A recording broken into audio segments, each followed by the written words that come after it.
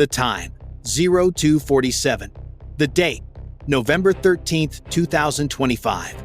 The location, Krovsky Airfield occupied Crimea. In 75 seconds, Russia's $250 million Orion drone facility vanished in a column of fire. This was the only repair depot for these high-value military assets in Crimea. Up to 18 of Russia's premier reconnaissance drones, valued at $5 to $10 million apiece, were inside. Now, they are nothing more than 40 to 50,000 pounds of scorched, twisted scrap. This was not luck. This was a masterfully executed strike, a 75-second lesson in modern warfare. An attack the Russian army was completely blind to. Ukrainian intelligence operated with the patience of a predator, watching, waiting for the precise moment to strike. They waited for Russian overconfidence to create an opportunity, a concentration of their most valuable drone assets. Krovsky Airfield was under constant surveillance, not just from orbit. Then the signal cut through the noise. A critical mass of between 10 and 18 Orion drones, a key part of their Air Force reconnaissance fleet, was grounded. Some required engine overhauls, others had their sophisticated electronics disabled by Ukrainian electronic warfare. Hundreds of miles away, Ukrainian operators watched their screens. A collective intake of breath. This was the window, the signal these soldiers had waited for. At 0200 hours, the trap was sprung. 2 Flamingo FP-5 missiles ignite. They do not ascend. They streak across the terrain, a mere 160 feet above the ground. They hug the contours of the Earth, using the shadows as cover. Their guidance systems, a fusion of GPS and inertial navigation, render them ghosts to Russia's initial electronic countermeasures. Inside a command bunker near Yevpatoria, the sterile light reflects off a radar screen. An operator for the S-400 defense system leans in. A flicker. 2 contacts, closing fast. This is routine. No alarm, a few precise keystrokes, and 2 multi-million-dollar 40 N6 interceptor weapons are away. Outside, the launchers roar.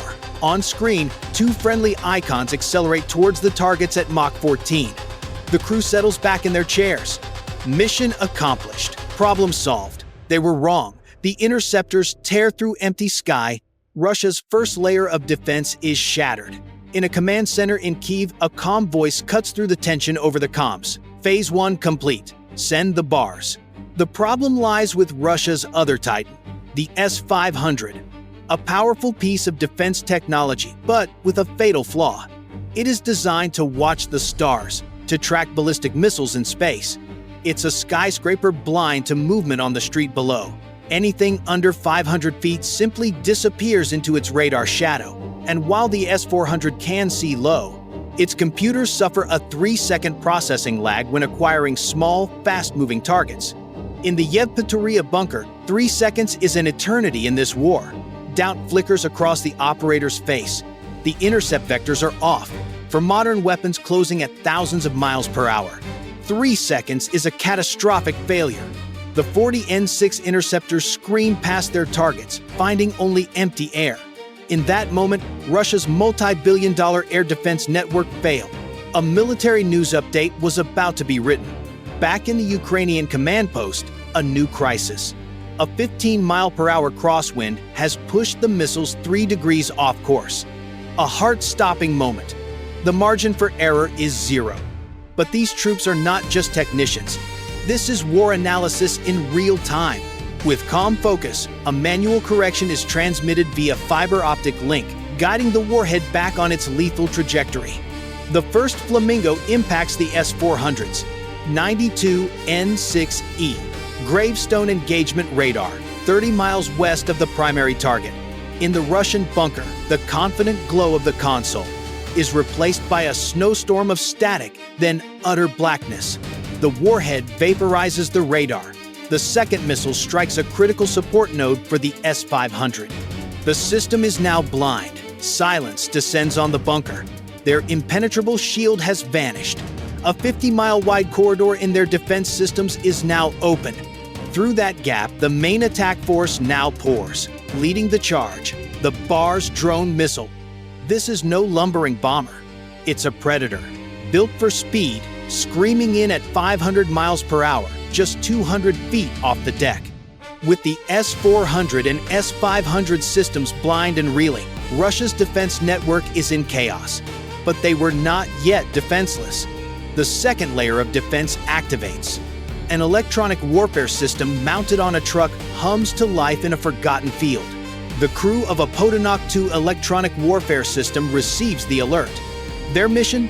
To saturate the airwaves with electromagnetic noise.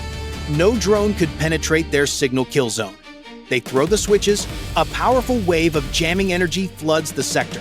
For any radio-controlled drone, it's a wall of sound, a whisper drowned out by a hurricane. But the BARS isn't listening. It doesn't need to. Ukrainian war planners anticipated this exact defense.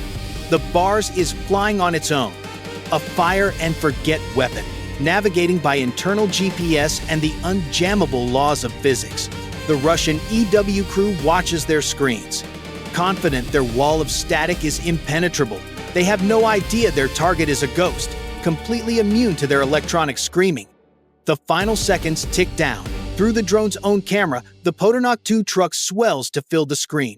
The Russian soldiers inside might have felt a slight vibration, a faint whine growing to a roar. The drone's impact, dead on. A blinding flash of light. The electronic umbrella protecting this sector of Crimea is ripped to shreds.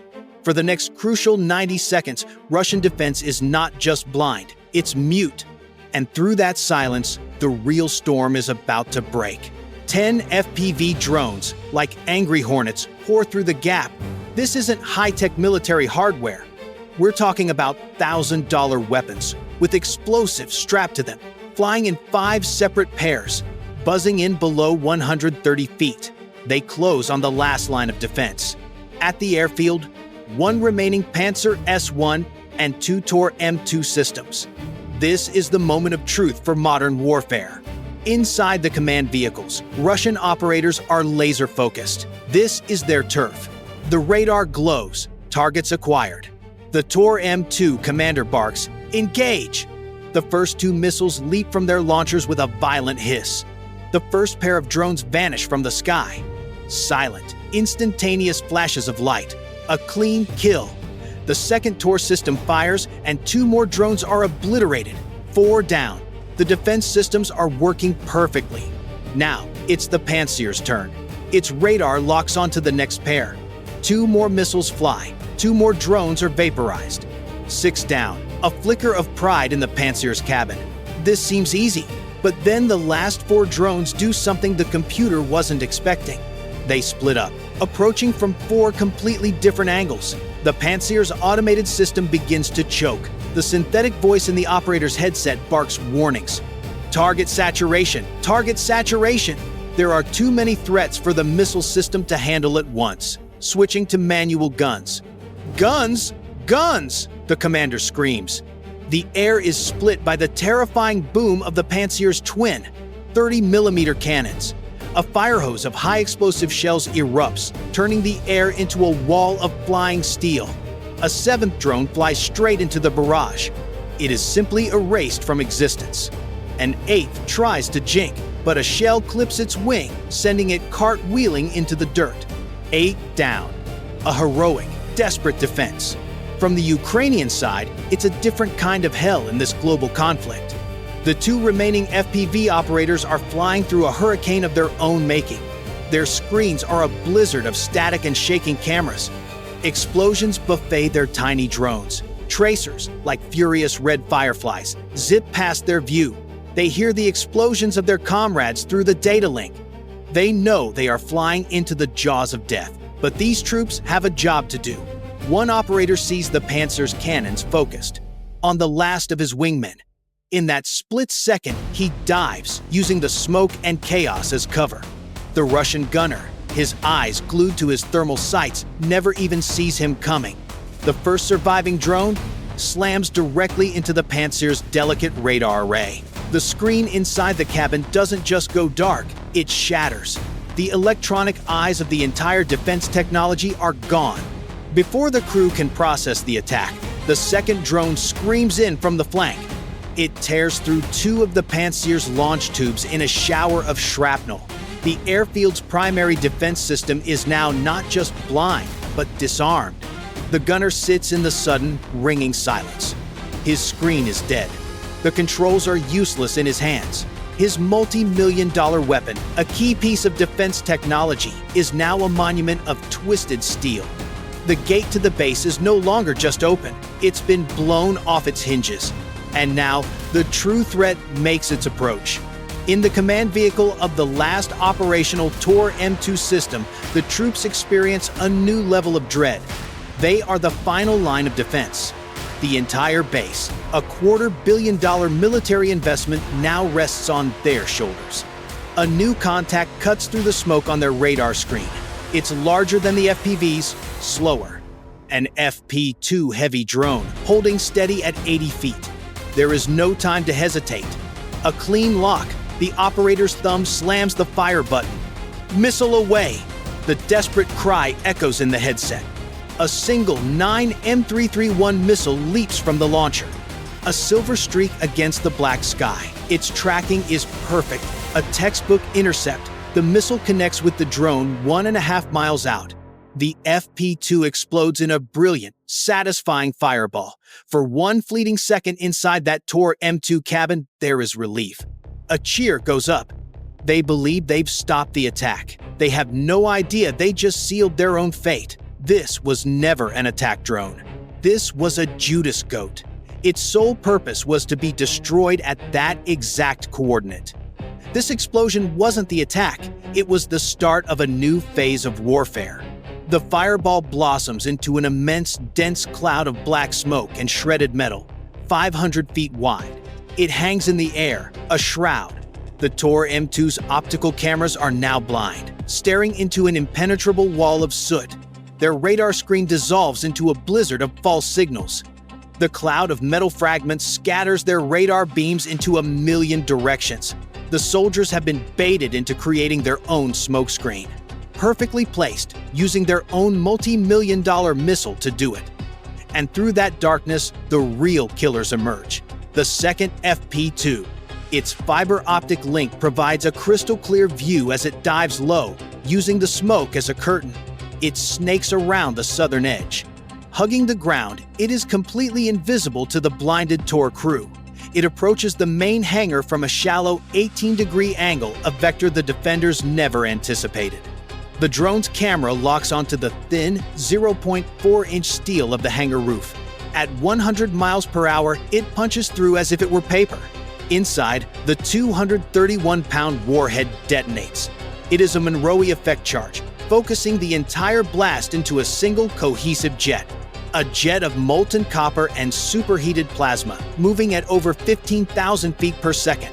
This modern weapon doesn't just destroy the nearest Orion drone.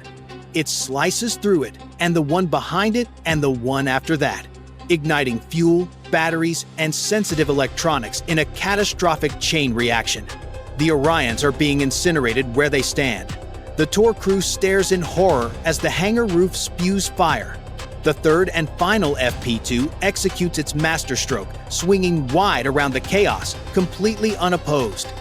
Its target is a row of Mi-8 helicopters parked on the tarmac, each filled with thousands of pounds of jet fuel. The drone slams into the lead aircraft. The explosion is immediate and titanic. A fireball erupts, but this one keeps growing. A burning river of 26,000 pounds of jet fuel pours across the tarmac. It engulfs the other helicopters, flowing directly into a second, smaller hangar. The last Tor M2 crew can only watch, utterly powerless, as a wave of fire consumes everything. Their screens are blind. Their view is obscured by smoke. There are no more missiles to fire. There is nothing left to do. The 75-second symphony of this global conflict had reached its fiery crescendo. The Russians could only watch as their entire Crimean drone fleet burned to the ground. The smoke plume over Kursk is visible from 50 miles away, a black tombstone climbing 3,000 feet into the sky. NASA satellites register the event, a thermal anomaly burning on the ground. It burns for 7 consecutive hours. The core temperature exceeds 2,000 degrees Fahrenheit. The calculus of this engagement is brutal. Ukraine's investment, an estimated $70,000 for the entire package. For that price, they eliminated up to 18 Orion drones assets worth over $100 million. Hangars and helicopters, another $100 million, were annihilated. An S-400 radar, an electronic warfare vehicle, and a Pantsir system, easily another $50 million were taken off the board. A $250 million bonfire lit with the operational equivalent of pocket change. This is the new mathematics of modern warfare. It is a return on investment that defies conventional war analysis. But the real damage isn't measured in currency. It's measured in strategic capability. Russia just lost its eyes. That hangar was not a simple garage. It was the only high-level repair facility for the entire Orion drone fleet in the Black Sea theater. Without it, Russia's capacity for long-range reconnaissance over the water collapses by an estimated 70%. For the next 6 months, their Navy is operating with a critical blind spot. No more Orion spotting for the fleet. No more drones hunting for Storm Shadow launch sites. And here, the strategic genius of the attack becomes clear. The shockwave hits Moscow, shattering the central myth of their entire war effort. The belief that Crimea was an untouchable fortress has been publicly dismantled in a spectacle of fire and smoke. Every Russian general is now staring at an impossible chessboard. They must choose which piece to sacrifice. Do they keep their advanced defense systems protecting their soldiers and armored columns on the front? Those troops are being attrited on the line. Or do they pull back that precious shield to protect high-value military assets in Crimea? Assets that are now completely exposed. It is a no-win scenario. The calls are made. The orders are given. Pull the air defense network back. Protect the rear at all costs. This decision creates a gaping hole in their lines, a new 10-mile wide corridor. It is an open invitation for more modern weapons. This 75-second operation did more than burn drones. It forced the Russian military into an act of strategic self-sabotage. Ukraine presented them a dilemma with no right answer, and Moscow chose to weaken its own frontline defense to bandage a wound in the rear.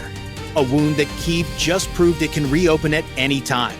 There were no famous last stands, just 16 green lights on a tactical display, and a team of operators executing the mission in the dark. This is the reality of defense technology. The smartest plan wins. Not the biggest army. The efficiency is brutal. For the latest military update on this global conflict, subscribe to our channel. We are tracking these developments closely. Next time, we will detail what happened when the Russians attempted to adapt. Their response was a fraction of what was required, and it was far too late. Stay with us for breaking military news. The nature of this warfare evolves by the hour. Join us next time as we dissect the Russian countermove and reveal why it was already obsolete. And believe me, they were already outmaneuvered. The rules had changed.